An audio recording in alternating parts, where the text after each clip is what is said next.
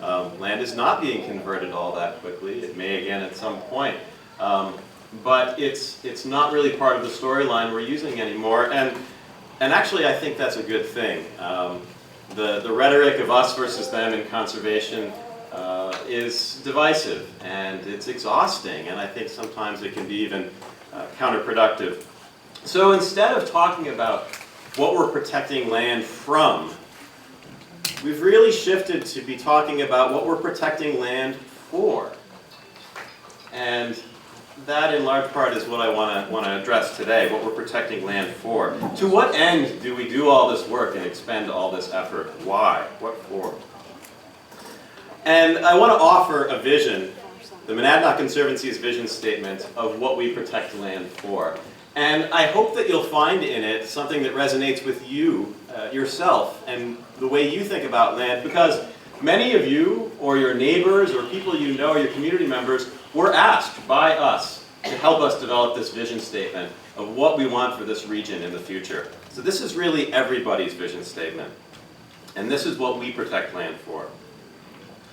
Rolling hills and mountain ridges, broad expanses of woods and open meadows surround a village, a meeting house, a stone wall, a narrow dirt road.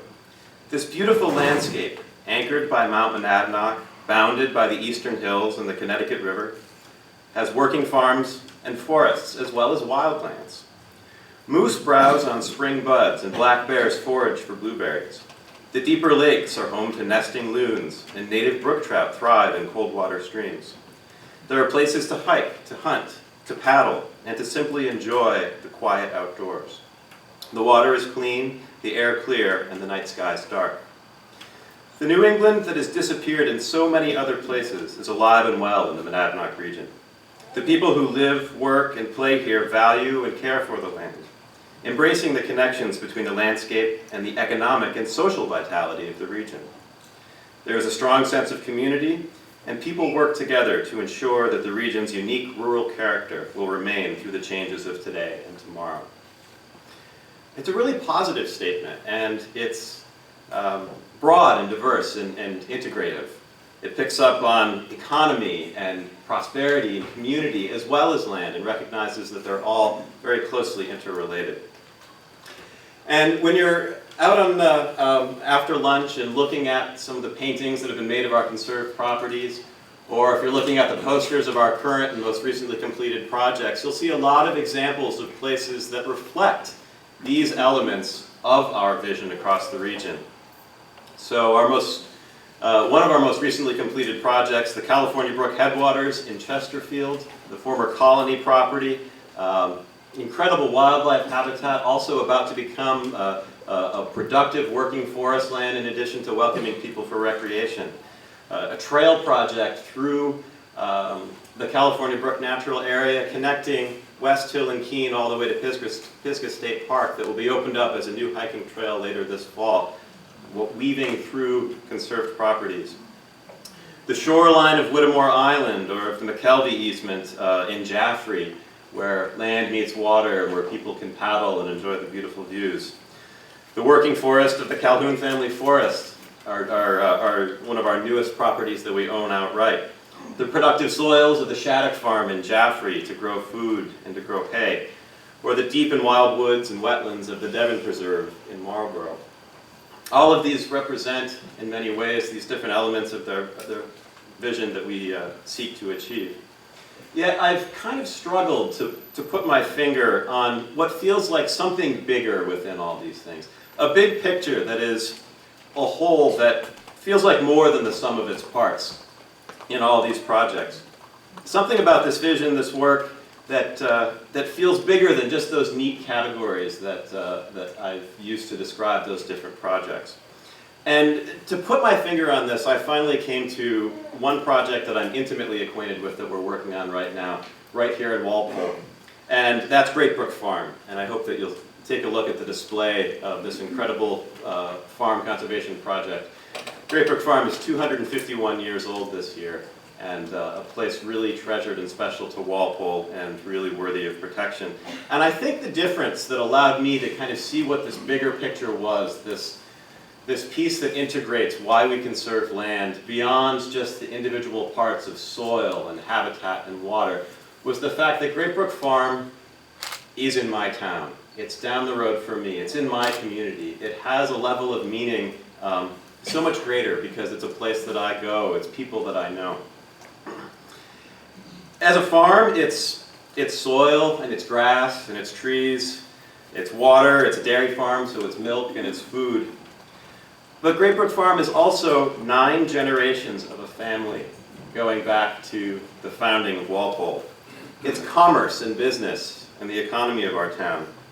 It's community gatherings there every year for the 4th of July for fireworks display. It's a never-ending sequence of tractors that I can't keep track of.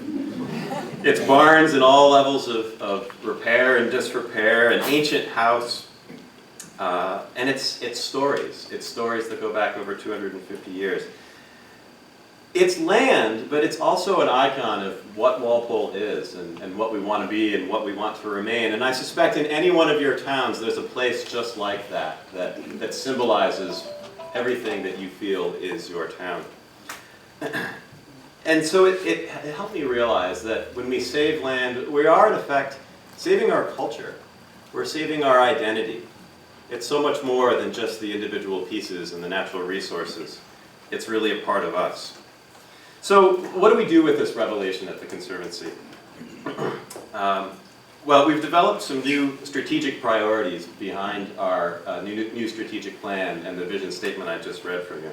Some are reflecting work that we've always done and want to continue doing, and some reflect work that will be new for us and themes that we want to highlight going forward ever more.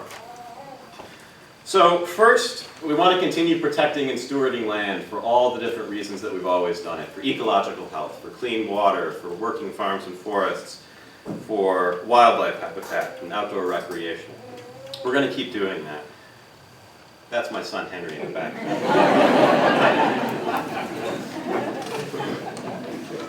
We want to have a whole side of our programming that simply facilitates good land use decision making across the region, both on lands that are conserved, but on lands that aren't conserved too, because people, even if they're not in a position to conserve their land through a conservation easement, want to make good decisions. We want to help people do that so that the landscape as a whole will remain intact and functioning for all of our benefit. We have a special priority focus on farmland out of the recognition that soon, right away, now, we need to be growing more of our own food locally. We need a land base that can continue that can support that ever more. But most importantly, out of the strategic plan is the first priority, and I think that's what really connects everything together for me. And that is that we want to connect people to the land, to their communities, and to the Monadnock Conservancy. And those relationships between land and between people and between institutions, to me, is culture. It is the centerpiece of what the Monadnock Conservancy does. So how do we do that? It's really simple. Pete and Rick's program, the Monadnock Community Conservation Partnership, starts out by asking people what they value. What are the most important places in your town? What defines your town? And what do you want to make sure is maintained going into the future? We ask. And then we act on those priorities. None of our projects occur without us looking to the town and finding out to what extent does this help meet your priorities. And if it does, then we're that much more likely to want to do it and involve that town. And finally, to involve people in the process. All of our projects now involve some element of participation and partnership with the community, from identifying the project in the first place, to raising the money to do it, to raising awareness in the community that it's going on. That's certainly true with Great Brook Farm here in Walpole. And that process of asking and then acting and involving, I think, is what really makes the Monadnock Conservancy truly special as a land trust. And it all depends, I'd be remiss in my job in not saying this, it all depends though on a solid institutional base on which we can do this. And so the fifth element of our strategic plan is that we maintain strong financial footing. And so I ask and I hope that all of you will recognize and embrace the fact that the Monadnock Conservancy is a member-supported and donation-supported organization. And we would never get to square one, to the point of being able to work on the projects that you see outside, in the first place if it wasn't for the resources that allow us to have the staff and the tools and the facilities to do all that work. So how does that connect to today? Just as I said, land is more than just soil and rock and water, art is more than just pictures. There's a reason that the Mona Lisa is on the wall in the Louvre and not just her driver's license photo. Art captures a scene, but it also captures a feeling. It encompasses all the senses of the artist's experience of the moment. And that's what really sets it apart. Art also connects. It connects us to the artist and to their experience at the time of creating the piece, and to the place. And through that painting, we can go there anytime and be in that place and feel that feeling. That's the artist's gift to us. And that's what we've asked 11 artists to do in preparing the pieces that they brought today and to share with us today.